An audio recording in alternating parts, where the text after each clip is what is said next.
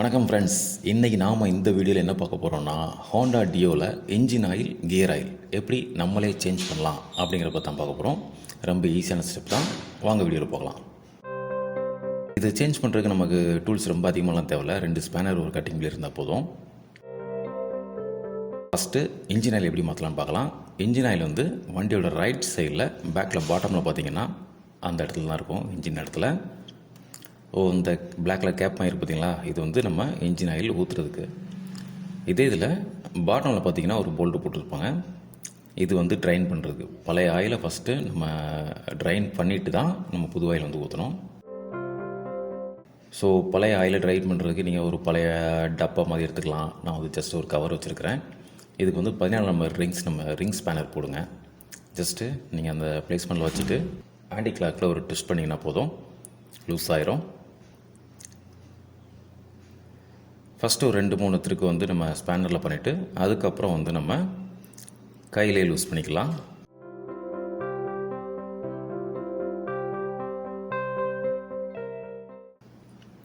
So இப்போ oil வந்து train ஆக ஆரம்பிக்குது. ஆயில் வந்து ஃபுல்லாக வடிகட்டிக்கலாம். ஸோ இப்போ ஆயில் வந்து ட்ரெயின் ஆக ஆரம்பிச்சிட்ருக்கு. மொத்த ஆயில் வரட்டும்.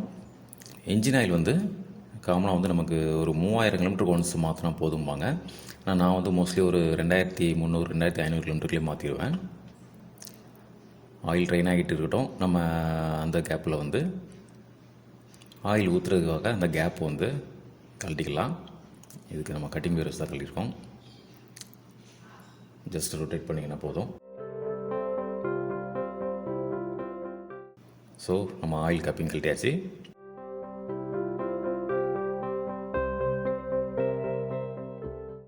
ஓகே, ட்ரைன் ஆகிட்டுருக்கு.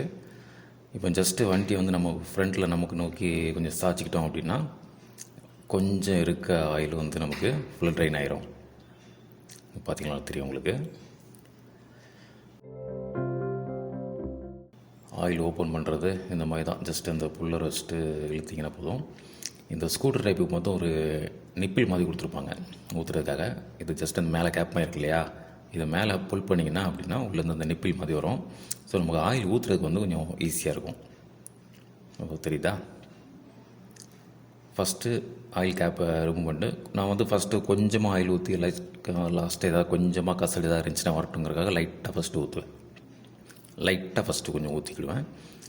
ஊற்றிட்டு நம்ம வண்டியை லைட்டாக நம்ம ஃப்ரண்ட்டு கொஞ்சம் சாய்ச்சோம் அப்படின்னா கொஞ்சம் கசடு இருக்குது ஏதாவது இருந்துச்சு அப்படின்னா கூட வந்துடும்.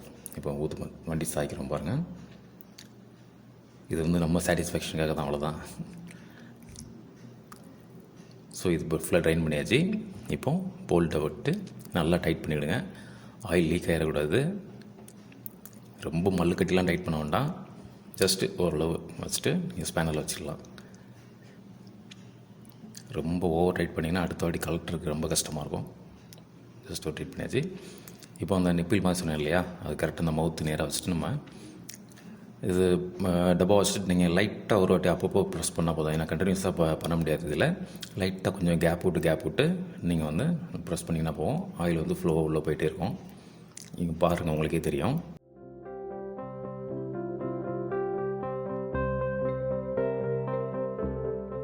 ஸோ இந்த மாதிரி லைட்டாக நம்ம ப்ரெஸ் பண்ணோம்னாலே ஆயில் வந்து ஃப்ளோவாக உள்ளே போய்கிட்டு இருக்கும்.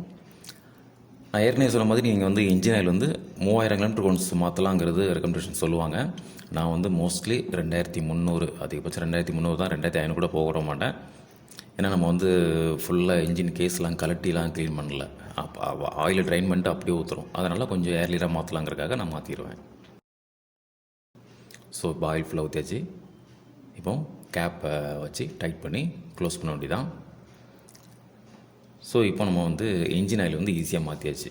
இன்ஜின் ஆயில் மாற்றுறது இவ்வளோ தான். இன்ஜின் ஆயில் முடிஞ்சு நீங்கள் வச்சுட்டு கட்டிங் பேரில் லைட்டாக டைட் பண்ணிவிடுங்க, அவ்வளோதான்.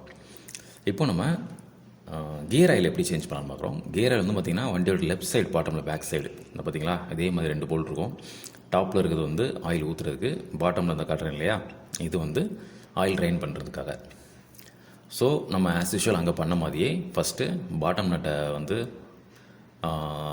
அதை கழட்டிட்டிங்க அப்படின்னா பழைய ஆயிலை வந்து ரிமூவ் பண்ணிடலாம். இது டபுள் ஹேண்ட் ஸ்பேனர் சில நேரத்தில் கொஞ்சம் டைட்டாக இருந்துச்சு அப்படின்னா நீங்கள் ரிங் ஸ்பேனர் யூஸ் பண்ணிவிடுங்க.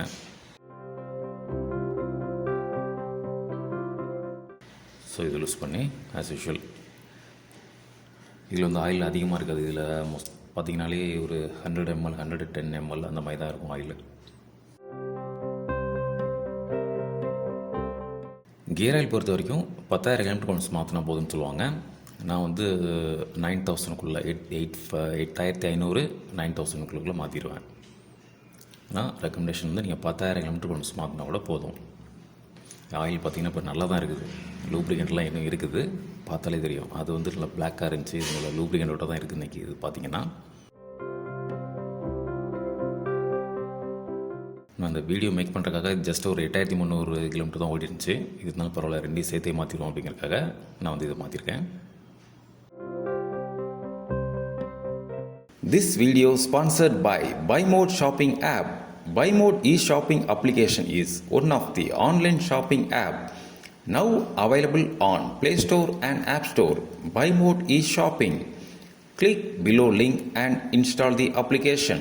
ஸோ நம்ம ஆயில் ஃபுல்லாக ட்ரைன் பண்ணியாச்சு. இப்போ பாட்டம் போல்ட்டை வந்து நம்ம மாட்டி டைட் பண்ணிடலாம்.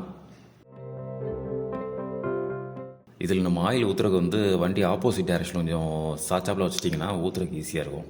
ஜஸ்ட் இந்த டிப்பை மட்டும் கட் பண்ணிவிட்டு அந்த நீங்கள் அந்த ஸ்டாண்டு கீழே பார்த்தீங்கன்னா தெரியும், ஒரு கல் வச்சுருக்கிறேன் இல்லையா, ஜஸ்ட்டு வண்டி இந்த ஆப்போசிட் டைரக்ஷன் மாதிரினா, ஏன்னா இது ஸ்ட்ரைட்டாக இருக்கும், ஆயில் ஊற்றுறதுக்கு கஷ்டமாக இருக்கனால அந்த மாதிரி கொஞ்சம் ஸ்லோப்பாக வச்சுட்டு ஊற்றிங்கன்னா ஈஸியாக இருக்கும்.